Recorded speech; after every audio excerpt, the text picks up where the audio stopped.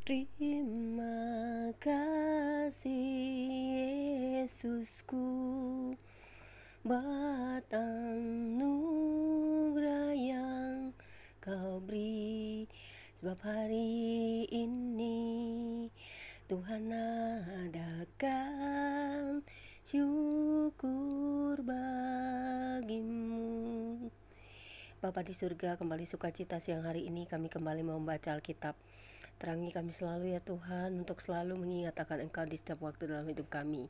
Biar kami bisa belajar dari tokoh-tokoh di dalam Alkitab, dan juga dari semua apa yang Kau kerjakan pada semua umat manusia. Kami tahu Tuhan Maha Kasih, Maha Agung, Maha Suci, Maha Mulia. Dan ampunilah kami jika setiap hari kami bisa berbuat dosa, tetapi kami mau bertobat setiap saat. Biar kami boleh masuk hadirat-Mu yang kudus untuk duduk di kaki-Mu, memuji, memuliakan nama-Mu selalu. Dan biarlah sukacita kami untuk selalu berada di dekat-Mu. Biarlah Tuhan selalu hidup di dalam kami, dan kami juga melekat kepadamu. Terima kasih Bapa di surga, di dalam nama Yesus, urapan Roh Kudus-Mu terjadi untuk firman ini dapat kami dengarkan, pahami, dan renungkan. Haleluya, kami sambut baca Alkitab siang hari ini dan sukacita, amin. Pembacaan Alkitab siang hari ini terambil dari kitab Keluaran 24 ayat 1 hingga dengan ayat yang ke-11 dengan perikop upacara pengikatan perjanjian antara Tuhan dengan bangsa Israel, yang berbunyi demikian. Berfirmanlah ia kepada Musa, naiklah menghadap Tuhan, engkau dan Harun, Nadab dan Abihu dan 70 orang dari para tua-tua Israel, dan sujudlah kamu menyembah dari jauh. Hanya Musa sendirilah yang mendekat kepada Tuhan, tetapi mereka itu tidak boleh mendekat, dan bangsa itu tidak boleh naik bersama-sama dengan dia. Lalu datanglah Musa dan memberitahukan kepada bangsa itu segala firman Tuhan dan segala peraturan itu. Maka seluruh bangsa itu menjawab serentak, segala firman yang telah diucapkan Tuhan itu akan kami lakukan. Lalu Musa menuliskan segala firman Tuhan itu. Keesokan harinya pagi-pagi didirikannya lah mezbah di kaki gunung itu dengan 12 tugu sesuai dengan ke-12 suku Israel. Kemudian disuruhnyalah orang-orang muda dari bangsa Israel. Maka mereka mempersembahkan korban bakaran dan menyembelih lembu-lembu jantan sebagai korban keselamatan kepada Tuhan. Sesudah itu Musa mengambil sebagian dari darah itu, lalu ditaruhnya ke dalam pasu. Sebagian lagi dari darah itu disiramkannya pada mezbah itu. Diambilnyalah kitab perjanjian itu, lalu dibacakannya dengan didengar oleh bangsa itu, dan mereka berkata, segala firman Tuhan akan kami lakukan dan akan kami dengarkan. Kemudian Musa mengambil darah itu dan menyiramkannya pada bangsa itu serta berkata, inilah darah perjanjian yang diadakan Tuhan dengan kamu berdasarkan segala firman ini. Dan naiklah Musa dengan Harun, Nadab dan Abihu dan 70 orang dari para tua-tua Israel. Lalu mereka melihat Elohim Israel.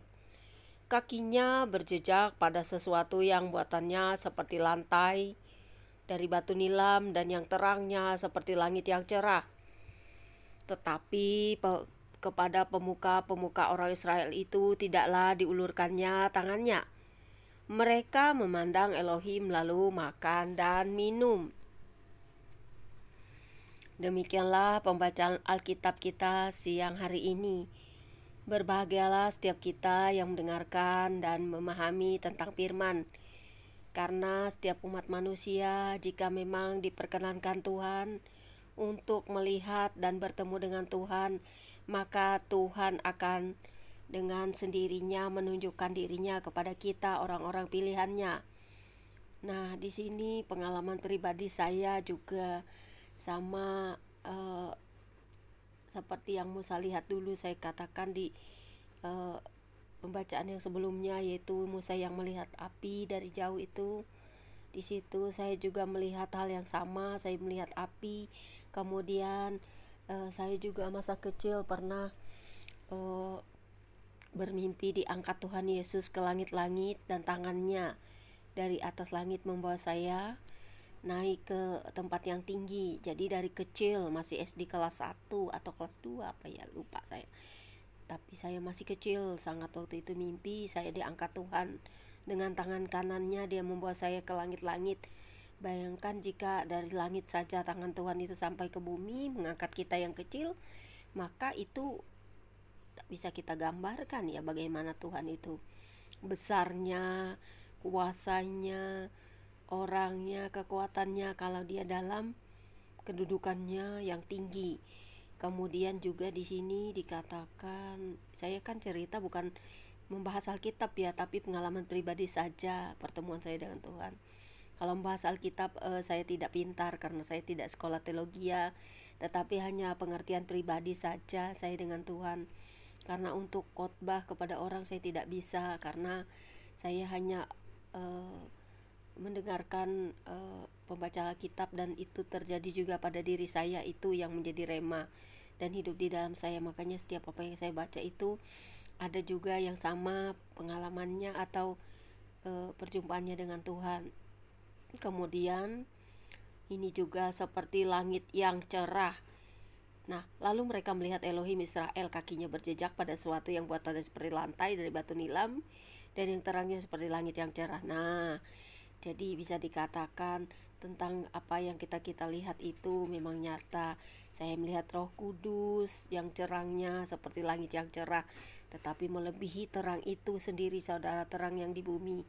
Terangnya sangat damai dan indah, dan terangnya itu luar biasa. Roh Kudus itu menyinari seluruh muka bumi ini. Terang Tuhan, terang Roh Kudus membuat kita semakin yakin dan percaya bahwa Tuhan itu ada, dan dia bisa menyerupai Roh Kudus yang berbentuk seperti burung merpati, atau bisa seperti api, bisa juga seperti tiang awan, dan bermacam-macam lainnya. Di satu sisi apa yang terlihat itu bukan menakutkan, tetapi membuat kita damai, dan kita takjub bahwa Dia ada dan melihat kita. Karena itulah kekuasaannya yang tidak terbatas, saudara. Jadi dapat dikatakan Tuhan itu tidak bisa dinilai dengan hanya otak manusia yang terbatas, tetapi apa yang kita baca dari tentang Tuhan adalah bahwa kita bertemu dengan Tuhan itu tidak menakutkan, tetapi bisa membinasakan kalau kita berdosa atau tidak dikenan oleh Tuhan. Kita jangankan memandang wajahnya, memandang kemuliaannya saja kita sudah takjub akan cahaya terangnya, saudara. Jadi siapa-siapa saja yang pernah melihat terang itu tahu apa yang saya katakan. Karena Tuhan itu terang, saudara. Dia terang. Terangnya melebihi sinar matahari. Cerah dan indah dan damai, saudara.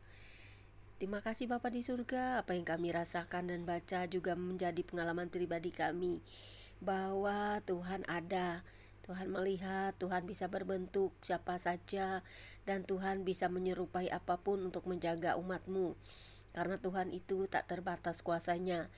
Bagiku dan bagi semua orang percaya bahwa kebesaran kuasa Tuhan itu bukan karena penilaian manusia berdasarkan aspek otak mereka saja, tetapi bagi kami yang percaya bahwa Tuhan itu tidak bisa dibatasi kuasanya.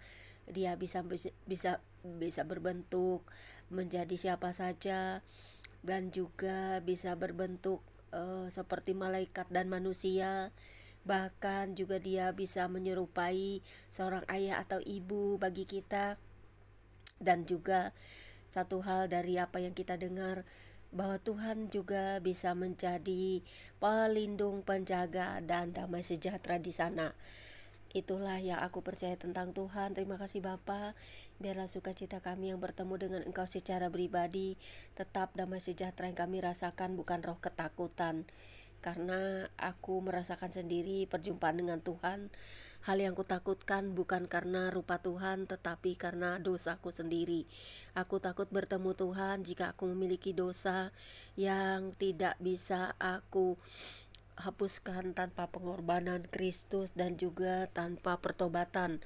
Aku mohon Tuhan, aku dilayakkan untuk kelak bisa berjumpa muka dengan muka denganmu, karena beberapa kali pertemuan aku tidak mau melihat wajah-Mu. Aku takut karena pasti aku akan binasa karena dosa-dosaku yang sering kubuat, kulakukan, baik melalui pikiran, perkataan, perbuatanku yang sering menyakiti hati-Mu.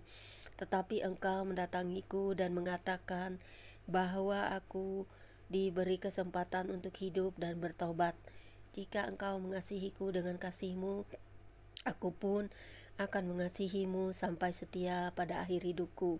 Karena pertandingan dalam hidupku bukanlah soal apa yang nampak, tetapi yang tidak nampak, yaitu di dalam suatu sukacita yang besar, di dalam terang Kristus Yesus yang menjadi Tuhan dan penyelamatku. Aku sangat yakin dan percaya bahwa Engkau tetap menjadi penguasa hidupku dan mengasihiku dalam keadaan apapun, baik suka duka, senang sedih. Engkau selalu menyertai kami umat-Mu yang percaya kepadamu. Terpujilah Engkau Bapa di surga, di dalam karya-Mu yang besar untuk kami umat manusia. Biarlah Engkau jamah semua bangsa-bangsa di dunia, dan ketika tiba saat-Mu, kami semua tidak akan bisa berpaling dari-Mu, karena hanya Engkaulah penguasa hidup kami selamanya. Ya Yesus Tuhan dan Juru Selamat manusia, ya Yesus Tuhan penolong umat manusia. Di dalam-Mu ada kesembuhan, di dalam-Mu ada mujizat, di dalam-Mu ada pengampunan dosa, di dalam-Mu ada sukacita yang luar biasa, damai sejahtera. Engkau datang dari surga, Engkau datang dari Sang Bapa. Terpujilah Engkau selamanya, haleluya, amin. Demikianlah pembacaan Alkitab kita. Berbahagialah setiap kita yang dilawat Tuhan, bisa mengalami Tuhan, berjumpa secara pribadi, sehingga kita semua tidak akan goyah oleh apapun jebakan dunia, dan juga oleh banyak doktrin atau ajaran yang membuat kita jauh dari Kristus Yesus Tuhan dan Juru Selamat kita. God bless you all. Dan saudara-saudaraku yang dikasihi, jangan lupa kita semua akan dihadapkan pada sang antikristus zaman akhir-akhir ini, karena sudah tersurat semuanya bahwa kita semua akan menghadapi para penghujat, pencaci, penghina, bahkan juga yang seperti malaikat tetapi segala berbulu domba. Berhati-hatilah saudara, antikristus banyak muncul di mana-mana dan menyangkal Yesus sebagai Tuhan. Bahkan mereka tidak segan-segan menghina, menghujat Kristus dan kita orang percaya. Jadi jauhilah orang-orang seperti itu. Jangan menyanjung, mendekati ataupun berteman dengan mereka, karena kita nantinya kelak akan dipisah satu persatu. Kita tidak akan bisa bersama mereka karena mereka tidak mau percaya dan keras hati. Sekalipun kita menginjili mereka, mereka tidak mau percaya. Ya biarlah kita pergi dari mereka. Jangan memaksakan diri dengan para penghujat, berapologet dengan orang-orang penghujat, karena kerjaan mereka adalah hanya mencaci, menghina, dan bukannya mau menerima, tetapi yang keseringan adalah mereka itu hanya untuk mengecek saja saudara. Jadi jangan takut akan hal itu, karena orang-orang yang mau menerima adalah orang-orang yang sudah dipilih Tuhan, bukan karena mereka sendiri, tetapi Tuhan yang memilih mereka. Tetapi ada orang-orang tertentu yang memang dipilih untuk binasa karena ketegaran hati mereka. God bless you all. Selamat siang, Tuhan Yesus berkati.